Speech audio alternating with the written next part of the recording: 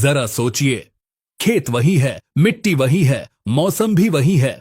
आप बाजार से सबसे महंगा हाइब्रिड बीज लाते हैं जो कंपनी कहती है कि 30 क्विंटल पैदावार देगा। आप यूरिया, डीएपी और पोटाश का पूरा डोज डालते हैं, पानी की कोई कमी नहीं छोड़ते, लेकिन जब फसल कटती है तो रिजल्ट कंपनी के दावे से आधा भी नहीं निकलता। आखिर वो कौन सी अदृश्य दीवार है जिसने आपकी पैदावार को रोक रखा है? किसान भाइयों, आज हम किसी बीमारी, किसी इल्ली या किसी फंगस की बात नहीं करेंगे। वो दुश्मन तो आंखों से दिखाई देते हैं, उनका इलाज आसान है, लेकिन आज हम जिस कातिल की बात करने जा रहे हैं वो दिखाई नहीं देता। वो आपकी आंखों के सामने है, लेकिन फिर भी आप उसे देख नहीं पा रहे हैं। आप दुकानदार के पास भागते हैं, वो आपको महंगे टॉनिक देता है, ग्रोथ प्रमोटर देता है, आप वो भी डालते हैं, लेकिन रिजल्ट नहीं मिलता। आखिर गलती कहां हो रही है? क्या खाद नकली थी? क्या बीज खराब था? नहीं किसान भाइयों, गलती न बीज में है न खाद में, गलती हमारी समझ में है। हमने खेती को सिर्फ 3 चीजों तक सीमित कर दिया है, नाइट्रोजन, फास्फोरस और पोटाश। हमें लगता है कि बस ये 3 डाल दिए तो हमारा काम हो गया, लेकिन सच यह है कि हम अपनी फसलों को आधा पेट खाना खिला रहे हैं। आज मैं आपको खेती का वो कड़वा सच बताने जा रहा हूं जिसे 90% किसान नजरअंदाज कर देते हैं। आज हम बात करेंगे उन 3 जादुई पोषक तत्वों की जिन्हें विज्ञान की भाषा में द्वितीयक पोषक तत्व या सेकेंडरी न्यूट्रिएंट्स कहते हैं, लेकिन मैं उन्हें फसल की रीढ़ की हड्डी कहता हूं। ये 3 तत्व हैं, कैल्शियम, मैग्नीशियम और सल्फर। आज के इस बहुत ही विस्तार से बनाए गए वीडियो में हम जल्दबाजी में कोई बात नहीं करेंगे। हम एक एक तत्व की बाल की खाल निकालेंगे। हम जानेंगे कि अगर आपकी फसल में कैल्शियम नहीं है तो पौधा खड़ा क्यों नहीं रह पाएगा, अगर मैग्नीशियम नहीं है तो पत्तियां भोजन क्यों नहीं बना पाएंगी, और सल्फर को आज के समय में सोने से भी महंगा तत्व क्यों माना जा रहा है। यह वीडियो एक वीडियो नहीं बल्कि एक पूरी ट्रेनिंग है, एक कोर्स है। अगर आप अगले कुछ मिनट मेरे साथ बने रहे तो मैं वादा करता हूं कि आप अपनी मिट्टी के डॉक्टर खुद बन जाएंगे और अगले सीजन में आपकी पैदावार देखकर पड़ोसी भी हैरान रह जाएंगे। तो चलिए शुरू करते हैं असली विज्ञान। सबसे पहले हमें इस शब्द को समझना होगा, द्वितीयक पोषक तत्व। आखिर इन्हें द्वितीयक या सेकेंडरी क्यों कहा जाता है? बहुत से किसान भाई इस नाम से भ्रमित हो जाते हैं। उन्हें लगता है कि द्वितीयक का मतलब है दूसरे दर्जे का या कम जरूरी। यह सोच आपकी फसल के लिए जहर के समान है। देखिए, किसी भी पौधे को अपना जीवन चक्र पूरा करने के लिए, यानी उगने से लेकर फल देने तक, मुख्य रूप से 17 पोषक तत्वों की जरूरत होती है। 17 पोषक तत्व क्या होते हैं, इसकी वीडियो हमने चैनल पर अपलोड की है, जाकर देख सकते हैं। पूरी डिटेल से जानकारी दी है। वैज्ञानिकों ने इन्हें 3 श्रेणियों में बांटा है। पहली श्रेणी है मुख्य पोषक तत्व, जिसमें नाइट्रोजन, फास्फोरस और पोटाश आते हैं।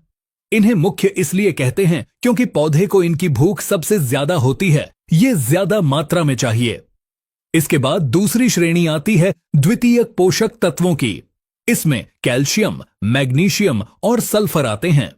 इन्हें द्वितीयक सिर्फ इसलिए कहा जाता है क्योंकि पौधे को इनकी मात्रा मुख्य तत्वों से थोड़ी कम चाहिए होती है। लेकिन ध्यान दीजिए, मैंने कहा मात्रा कम चाहिए, जरूरत कम नहीं होती। महत्व में ये यूरिया और डीएपी के बिल्कुल बराबर हैं। अगर खेत में सल्फर नहीं है तो आप चाहे कितना भी नाइट्रोजन डाल लें, पौधा उसे ले ही नहीं पाएगा। खेती में एक नियम काम करता है जिसे हम लॉ ऑफ मिनिमम कहते हैं। इसे एक लकड़ी के ड्रम या पीपे के उदाहरण से समझिए। अगर लकड़ी के ड्रम की एक भी पट्टी टूटी हुई या छोटी हो तो आप उसमें चाहे कितना भी पानी भरें, पानी उस टूटी हुई पट्टी के स्तर तक ही रुकेगा, बाकी सब बह जाएगा। ठीक यही हाल हमारी मिट्टी का है। अगर सल्फर या जिंक की पट्टी टूटी हुई है तो आपका महंगा यूरिया और डीएपी उस छेद से बहकर बर्बाद हो रहा है। पुराने जमाने में हमारे बुजुर्ग खेत में गोबर की खाद, कंपोस्ट और राख का खूब इस्तेमाल करते थे। उन खादों में ये सारे तत्व प्राकृतिक रूप से मौजूद होते थे। लेकिन पिछले 30 से 40 सालों में हमने गोबर की खाद डालना बंद कर दिया और सिर्फ रासायनिक खाद पर निर्भर हो गए। यूरिया में सिर्फ नाइट्रोजन है, डीएपी में फास्फोरस और नाइट्रोजन है। तो फिर कैल्शियम, मैग्नीशियम और सल्फर खेत में कहां से आएगा? बस यहीं से मिट्टी का संतुलन बिगड़ा और पैदावार घटनी शुरू हो गई। आज भारत की 70% मिट्टी में सल्फर की भारी कमी हो चुकी है। तो चलिए अब हम एक एक करके इन तीनों महारथियों का ऑपरेशन करते हैं। सबसे पहले बात करते हैं उस तत्व की जो पौधे को खड़ा रखता है, मजबूती देता है, वो है कैल्शियम। कैल्शियम को आप पौधे का सीमेंट मान सकते हैं। जैसे ईंटों को जोड़ने के लिए सीमेंट की जरूरत होती है, वैसे ही पौधे की कोशिकाओं को आपस में जोड़ने के लिए कैल्शियम की जरूरत होती है। पौधे का पूरा ढांचा, उसका तना, उसकी शाखाएं सब कैल्शियम की वजह से ही मजबूत होती हैं। अगर कैल्शियम की कमी होगी तो तेज हवा चलते ही आपकी फसल गिर जाएगी। लेकिन कैल्शियम का काम सिर्फ मजबूती देना नहीं है, इसका सबसे महत्वपूर्ण काम होता है जड़ों का विकास करना। पौधे की जड़ का जो सबसे आगे का नुकीला हिस्सा होता है, जिसे रूट टिप कहते हैं, उसे आगे बढ़ने के लिए, मिट्टी को चीरने के लिए कैल्शियम की सख्त जरूरत होती है। अगर मिट्टी में कैल्शियम नहीं है तो जड़ें आगे बढ़ना बंद कर देंगी, वो मुड़ जाएंगी और काली पड़कर सड़ने लगेंगी। सोचिए, अगर जड़ ही नहीं बढ़ेगी तो पौधा जमीन से पानी और खाद कैसे उठाएगा? इसके अलावा कैल्शियम का एक और बहुत बड़ा काम है परागण और फल बनने में मदद करना। जब फूल से फल बनने की प्रक्रिया होती है, उस समय एक पोलन ट्यूब बनती है। इस ट्यूब को बनाने में कैल्शियम मुख्य भूमिका निभाता है। अगर उस समय कैल्शियम कम पड़ गया तो फूल तो बहुत आएंगे, लेकिन वो फल बनने से पहले ही झड़ जाएंगे। बहुत से किसान शिकायत करते हैं कि फूल झड़ रहे हैं, उसकी असली वजह अक्सर कैल्शियम की कमी ही होती है। फूल झड़ना कैसे रोके, इस पर एक डिटेल वीडियो बनाई है, चैनल पर जाकर देख सकते हैं। अब सवाल आता है कि हम पहचानें कैसे कि हमारे खेत में कैल्शियम की कमी है। कैल्शियम की कमी के लक्षण पहचानना थोड़ा ट्रिकी है, लेकिन अगर आप ध्यान देंगे तो पकड़ लेंगे। कैल्शियम पौधे के अंदर एक आलसी तत्व होता है, मतलब यह पौधे के अंदर एक जगह से दूसरी जगह आसानी से नहीं जा पाता। इसीलिए इसकी कमी के लक्षण हमेशा पौधे के सबसे ऊपरी हिस्से पर, नई पत्तियों पर और बढ़ने वाले सिरों पर दिखाई देते हैं। पहला लक्षण, पौधे की नई पत्तियां ठीक से नहीं खुलती, वो किनारों से मुड़ जाती हैं, उनका आकार बिगड़ जाता है, वो हुक की तरह या प्याले की तरह दिखने लगती हैं। दूसरा लक्षण, पौधे का सबसे ऊपरी सिरा, जिसे हम ग्रोथ पॉइंट कहते हैं, वो जलने लगता है या मर जाता है। इसे टिप बर्न भी कहते हैं। तीसरा और सबसे गंभीर लक्षण फलों पर दिखता है। टमाटर, मिर्च और शिमला मिर्च की खेती करने वाले किसान भाई इसे अच्छे से जानते होंगे। अक्सर टमाटर नीचे की तरफ से, पेंदी की तरफ से काला होकर सड़ने लगता है। किसान इसे फंगस की बीमारी समझते हैं और महंगी दवा छिड़कते हैं, लेकिन यह कोई बीमारी नहीं है, इसे ब्लॉसम एंड रॉट कहते हैं और यह 100% कैल्शियम की कमी है। इसी तरह मूंगफली में दाना न बनना या दाना पोला रह जाना, जिसे हम पॉपिंग कहते हैं, वो भी कैल्शियम की कमी का ही नतीजा है। तो अब इसका इलाज क्या है? कैल्शियम की पूर्ति कैसे करें? बाजार में इसके कई स्रोत उपलब्ध हैं। सबसे सस्ता और सबसे बेहतरीन स्रोत है जिप्सम। जिप्सम में कैल्शियम के साथ साथ सल्फर भी मिलता है। यह एक तीर से 2 निशाने लगाता है। अगर आप हर 2 या 3 साल में एक बार खेत की तैयारी के समय 2 से 3 क्विंटल जिप्सम प्रति एकड़ डालते हैं तो आपको कैल्शियम की चिंता करने की जरूरत नहीं पड़ेगी। लेकिन याद रखें, जिप्सम धीरे घुलता है, इसलिए इसे बुवाई से पहले डालना चाहिए। अगर खड़ी फसल में कमी दिख रही है तो जिप्सम काम नहीं करेगा। तब आपको चाहिए कैल्शियम नाइट्रेट। यह पानी में पूरी तरह घुलनशील खाद है। आप इसे ड्रिप से चला सकते हैं या पंप से स्प्रे कर सकते हैं। खड़ी फसल में 10 से 15 किलो कैल्शियम नाइट्रेट प्रति एकड़ देने से चमत्कारिक परिणाम मिलते हैं और एक देसी इलाज भी है। अगर आपकी मिट्टी खट्टी है, यानी उसका पीएच मान 6 से कम है, तो आप बुझा हुआ चूना इस्तेमाल कर सकते हैं। लेकिन ध्यान रहे, अगर मिट्टी पहले से ही खारी है या पीएच ज्यादा है तो चूना बिल्कुल न डालें, वरना मिट्टी खराब हो जाएगी। अब हम आगे बढ़ते हैं अपने दूसरे जादुई तत्व की तरफ, जो है मैग्नीशियम। अगर कैल्शियम पौधे का ढांचा है तो मैग्नीशियम उसका खून है, उसकी जान है। आप सबने स्कूल में पढ़ा होगा कि पत्तियां क्लोरोफिल की वजह से हरी होती हैं और यह क्लोरोफिल ही सूरज की रोशनी को सोखकर पौधे के लिए भोजन बनाता है। क्या आप जानते हैं कि उस क्लोरोफिल के कण के बिल्कुल बीचों बीच कौन सा तत्व बैठा होता है? वो मैग्नीशियम ही है। आसान भाषा में समझें तो मैग्नीशियम पौधे की रसोई का रसोइया है। अगर मैग्नीशियम नहीं होगा तो क्लोरोफिल नहीं बनेगा। अगर क्लोरोफिल नहीं बनेगा तो पत्तियां पीली पड़ जाएंगी, और अगर पत्तियां पीली पड़ गईं तो प्रकाश संश्लेषण यानी भोजन बनाने की क्रिया रुक जाएगी। पौधा भूखा मर जाएगा।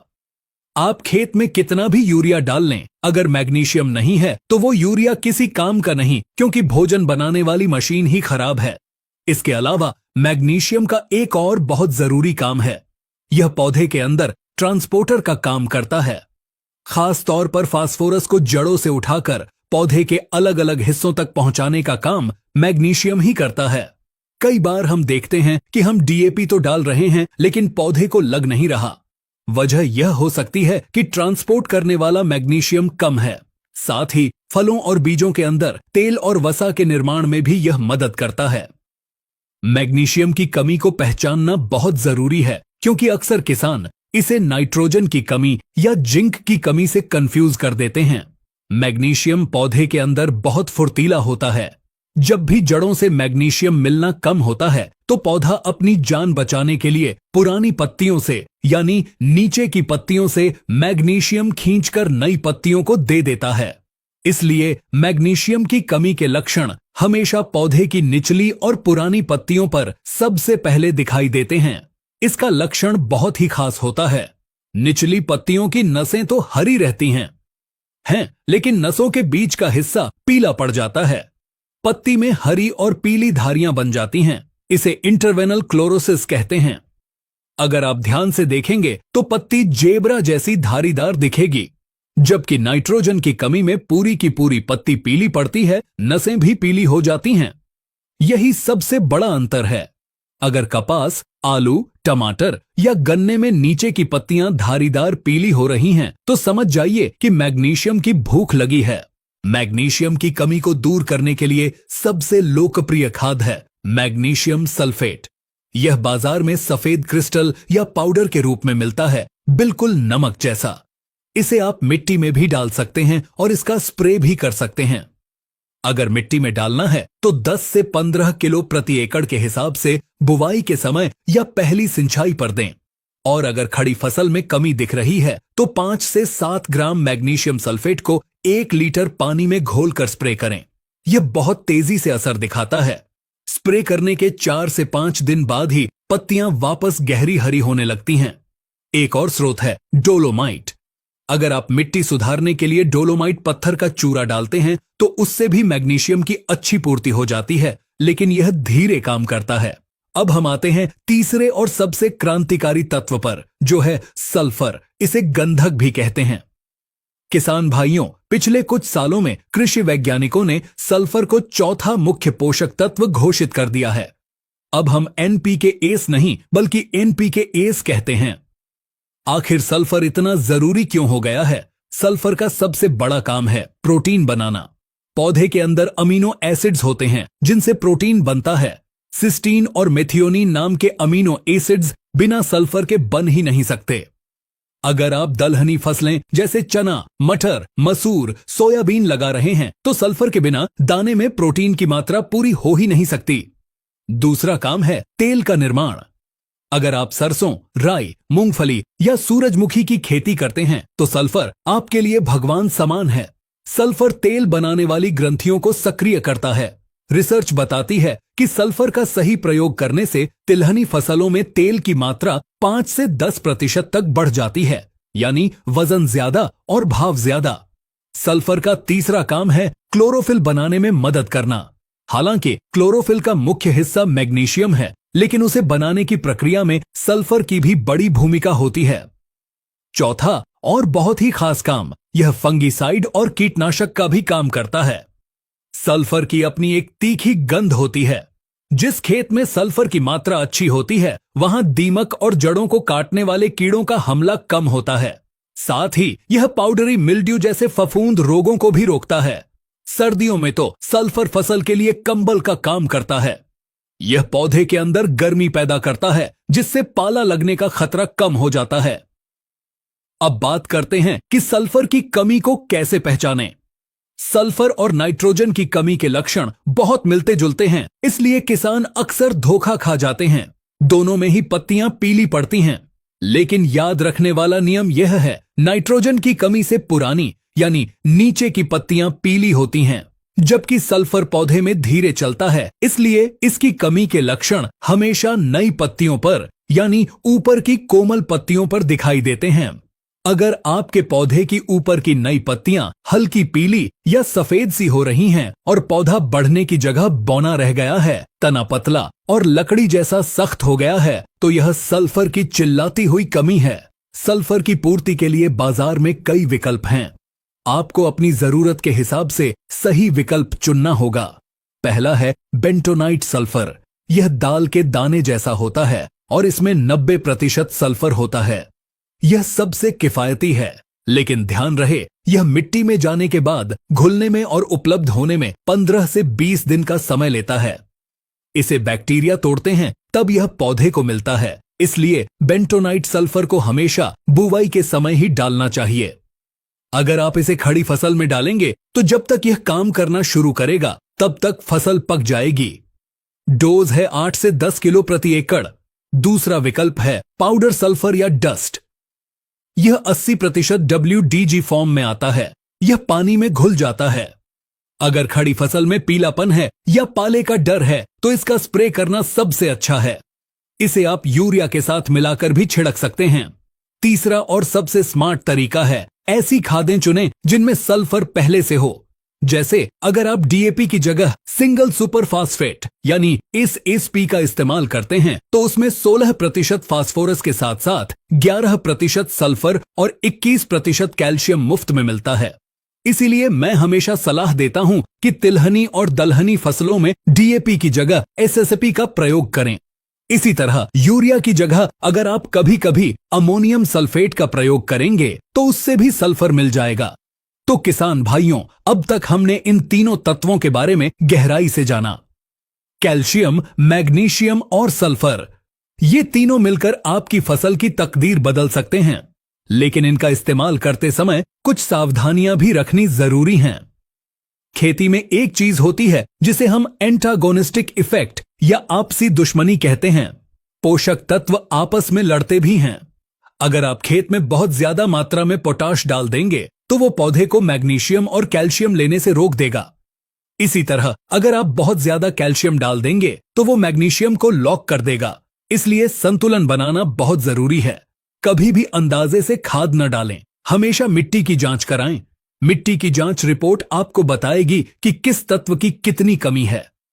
एक सही रणनीति यह होनी चाहिए कि हर साल या हर 2 साल में गर्मी की जुताई के समय खेत में जिप्सम जरूर डालें। यह मिट्टी को भुरभुरा बनाता है, पानी सोखने की क्षमता बढ़ाता है और कैल्शियम सल्फर दोनों देता है। खड़ी फसल में जब भी आप NPK का स्प्रे करें तो कोशिश करें कि बीच बीच में एक स्प्रे सूक्ष्म और द्वितीयक पोषक तत्वों का भी हो। आजकल बाजार में मिक्स माइक्रोन्यूट्रिएंट्स भी आते हैं, लेकिन अलग अलग तत्वों की कमी पहचान कर उनका इलाज करना सबसे सस्ता और प्रभावी तरीका है। अंत में मैं बस इतना कहना चाहूंगा कि खेती अब पुराने ढर्रे पर नहीं चल सकती। आज खेती एक विज्ञान है, एक बिजनेस है। जैसे एक दुकानदार अपना हिसाब किताब रखता है, वैसे ही आपको अपनी मिट्टी का हिसाब किताब रखना होगा। सिर्फ यूरिया की बोरी खेत में पटक देने से आप किसान नहीं बन जाते। असली किसान वो है जो अपनी मिट्टी की भाषा समझता है, जो पौधे के पत्तों को देखकर बता दे कि उसे आज क्या चाहिए। कैल्शियम, मैग्नीशियम और सल्फर, इन 3 नामों को अपनी डायरी में नोट कर लीजिए। अगले सीजन में जब आप खाद का शेड्यूल बनाएं तो इनके लिए बजट जरूर रखें। विश्वास मानिए, इन पर किया गया 500 रुपए का खर्च आपको 5000 रुपए का मुनाफा देकर जाएगा। आपकी फसल का रंग, चमक, वजन और क्वालिटी सब बदल जाएगा। उम्मीद है कि आज की यह मास्टर क्लास आपको पसंद आई होगी। मैंने कोशिश की है कि विज्ञान की मुश्किल बातों को आपकी अपनी भाषा में समझा सकूं। यह जानकारी बहुत गहरी थी, इसलिए हो सकता है आपको यह वीडियो दोबारा देखना पड़े। इसे सेव कर लें, बार बार देखें और समझें। अगर आपके मन में अभी भी कोई सवाल है, किसी खास फसल में इनकी मात्रा को लेकर दुविधा है, तो बेझिझक कमेंट बॉक्स में लिखें। मैं हर कमेंट पढ़ता हूं और कोशिश करूंगा कि आपको जवाब दे सकूं। और हां, इस जानकारी को अपने तक सीमित न रखें। ज्ञान बांटने से बढ़ता है। इस वीडियो को अपने व्हाट्सएप ग्रुप्स में अपने किसान मित्रों के साथ शेयर करें। हो सकता है आपकी एक शेयर से किसी किसान भाई की डूबती हुई खेती बच जाए। टेक्निकल एग्रीकल्चर चैनल को सब्सक्राइब करना न भूलें, क्योंकि हम ऐसे ही बिल्कुल सटीक और वैज्ञानिक जानकारी वाले वीडियो लाते रहते हैं। मिलते हैं अगले वीडियो में एक और नई जानकारी के साथ। तब तक के लिए अपनी मिट्टी का ख्याल रखें, स्वस्थ रहें, समृद्ध रहें। जय जवान, जय किसान।